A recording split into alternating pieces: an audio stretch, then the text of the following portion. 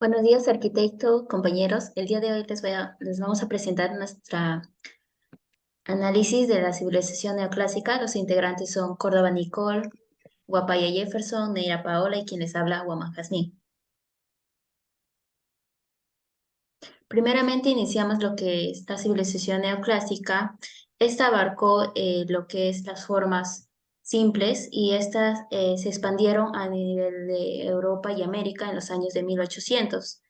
Esta se originó en Francia y tuvo la ilustración y la clave filosófica en el movimiento neoclásico propio de ello. Y su nombre, como lo dice, neoclásico, es nuevo y que da una revolución, una revolución.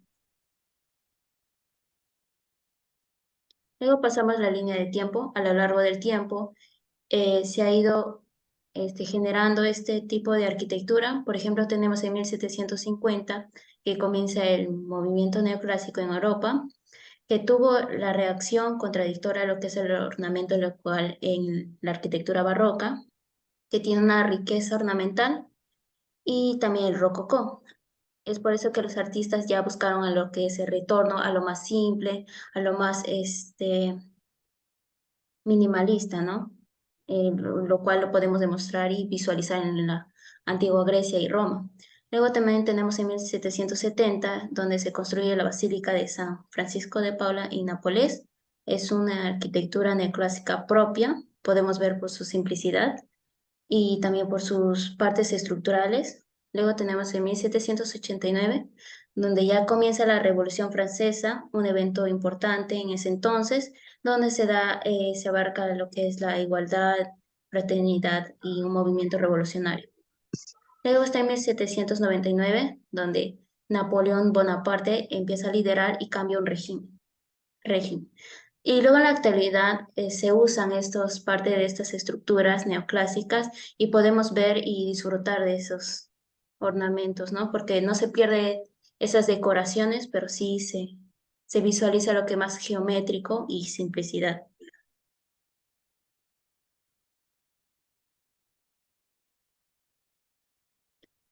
Siguiente, tenemos lo que es la sociedad neoclásica. Esta se divide en cuatro factores. Primeramente, en la parte alta tenemos lo que es el rey, es la parte del mando mucho más superior. Regía toda actividad económica, administrativa y política y social.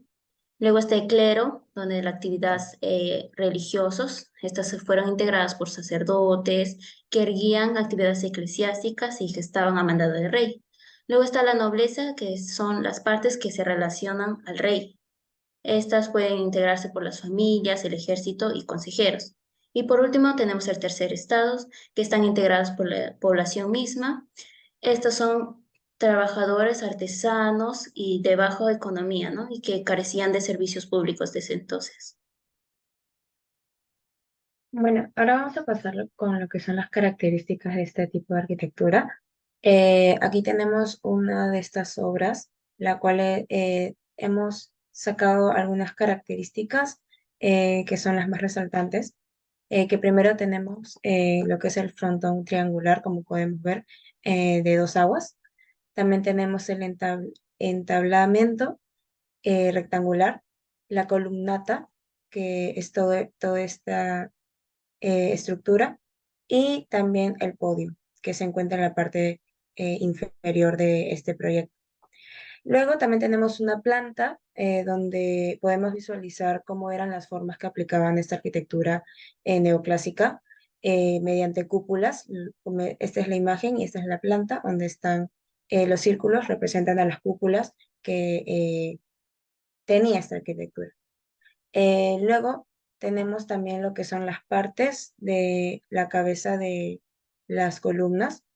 Tenía el friso y el arquitrabe, que este es el friso, el más ancho y el más delgado, por decirlo así, tenía el arquitrabe.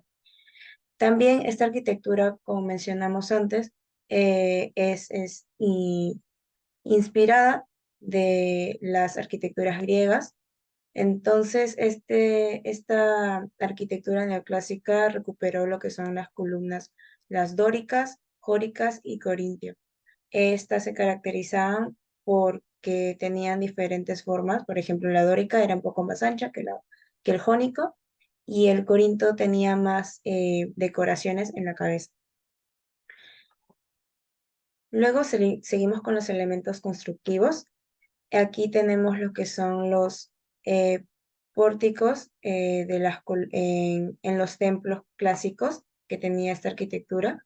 También en materiales como la piedra, mármol y el hierro, le aplicaban en lo que eran los portones. Eran las bóvedas, también cúpulas o arcos de medio punto y volúmenes geométricos y simétricos eh, que tenían en la parte de los ventanales. Estos son algunos proyectos que tienen este tipo de características y elementos constructivos, las pilastras, las figuras geométricas y las cúpulas. Como materiales, los más empleados en la arquitectura neoclásica se encuentran cinco: las piedras, el estuco, la madera tallada, el vidrio y el cemento. En las piedras, en la construcción romana, las piedras fueron utilizadas como caliza, arenisca y mármol. Se dice construcción romana ya que esta arquitectura neoclásica también fue como que recuperada las formas, como así también fue la griega.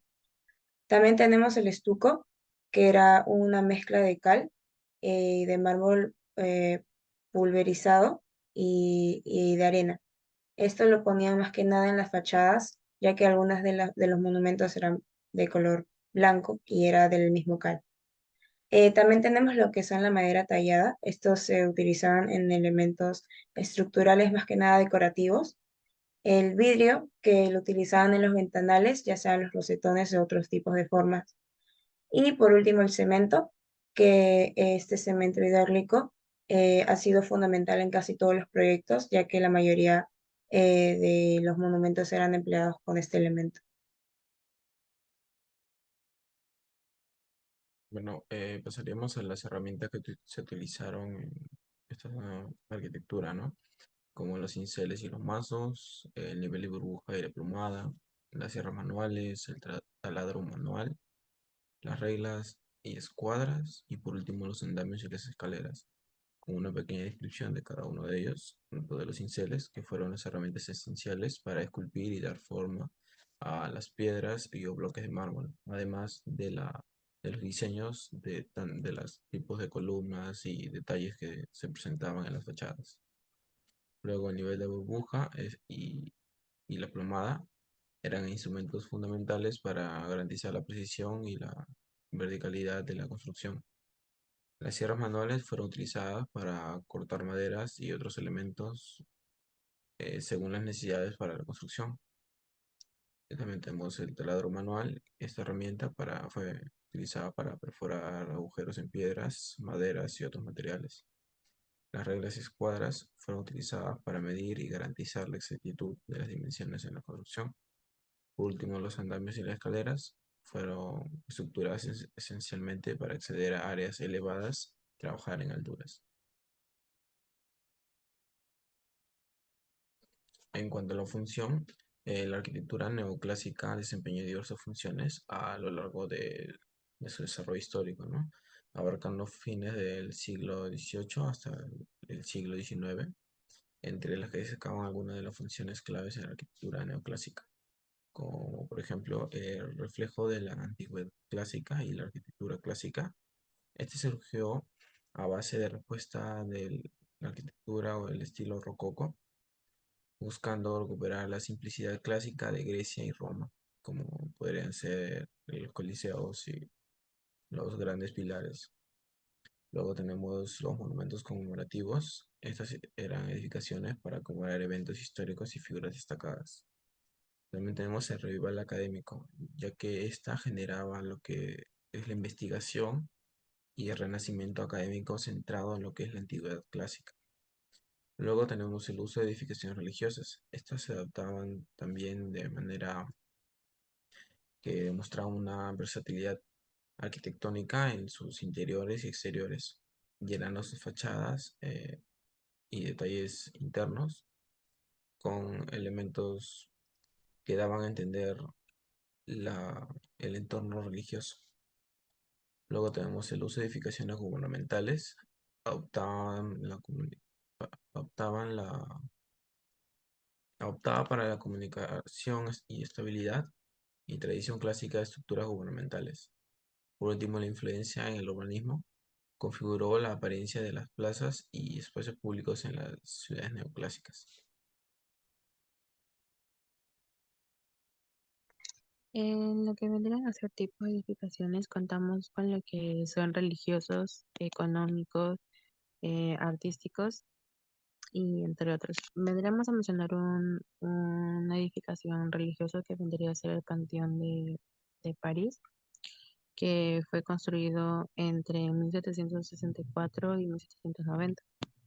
También tendríamos con lo que es económico, que es el Banco de Inglaterra, que fue fundada en 1694 por el comerciante y banquero William Paterson. En lo que vendría a ser artístico, tendríamos lo que es la Real Academia de Bellas Artes en San Fernando y lo que vendría a ser en recreaciones públicas y turismo, tenemos lo que es el Museo Nacional de Prado, los hoteles de la Marina eh, y lo que vendría a ser un circo que fue más que todo inspirado por el Coliseo romano.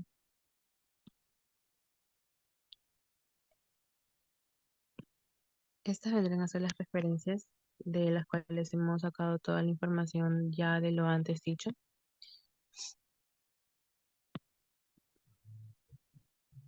Ok, bueno, siguiendo con lo que es la presentación de la infografía, estaríamos hablando también lo que es parte de la arquitectura neoclásica. La arquitectura neoclásica como tal se dio en Europa a inicios del siglo XVIII y a principios del siglo XIX. Este tipo de arquitectura em, sur- em, se caracterizó por la, por el renacimiento de la arquitectura clásica y grecorromana. Esta arquitectura fue la reacción a la barroca, donde había un exceso de armamentación en la armamentación. Viendo lo que es la historia, que estaríamos hablando de la puerta de Alcalá. Su historia vendría a ser que en la Edad Media, en Madrid, se encontraba protegida por una muralla con numerosas puertas que daban acceso a las ciudades, que también una función tanto comercial como en defensa. Es por eso que em, se, se formó como tal esta muralla. La nueva puerta de Aldaba fue inaugurada en 1778, tras 8 años de la nueva construcción. La ubicación de esta arquitectura es en España, en Madrid, para ser más exactos, en la Plaza de la Independencia. La elección de este proyecto ha sido mayormente por la jerarquización y el entorno en cuanto al desarrollo urbano que podemos visualizar en la ubicación ahí, y también por su ambientación colorido, ¿no? Y podemos abarcar también lo que es la materialidad, parte de la estructura propia del proyecto que abandona lo que es la riqueza ornamental a lo más, este, más su simplicidad, ¿no? Tenemos entre las dimensiones una altura de 20 metros, que se presenta en sí en su jerarquía, y un ancho a lo largo de 43 metros. Podemos visualizar entre sus partes, en la parte superior, lo que son los triunfos, que abarca lo que son estas estatuas propias, la guinarda, donde se ve un cuadro y clave, donde podemos visualizar lo que son ornamentos, decoraciones de leones.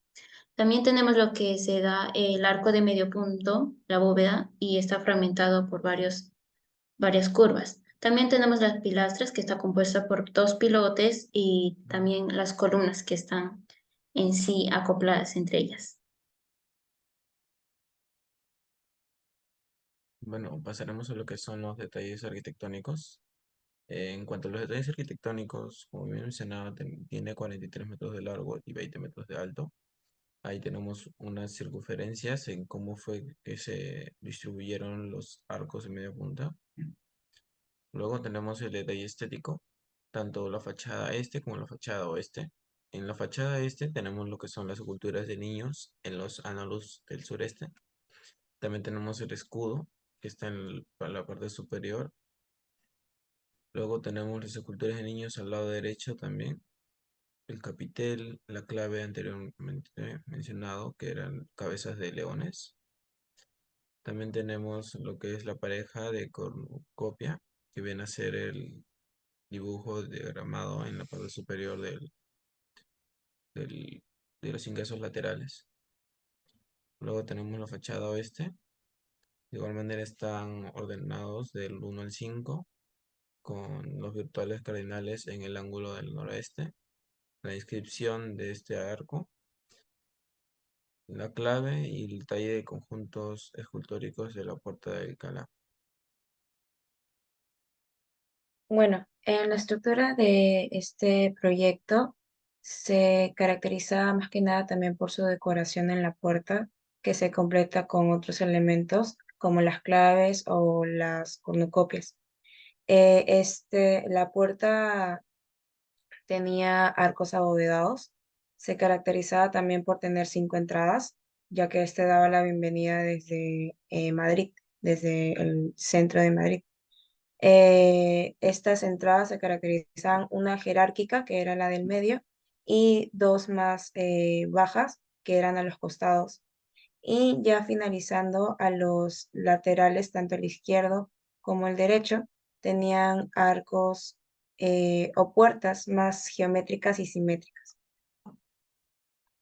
Bueno, la puerta de Alcalá fue mandada por el rey Carlos III en el último tercio del siglo XVIII. Y bueno, este monumento se concluyó en el año de 1778. Por último, tenemos algunos detalles de este proyecto. Como podemos ver, aquí está de manera 3D.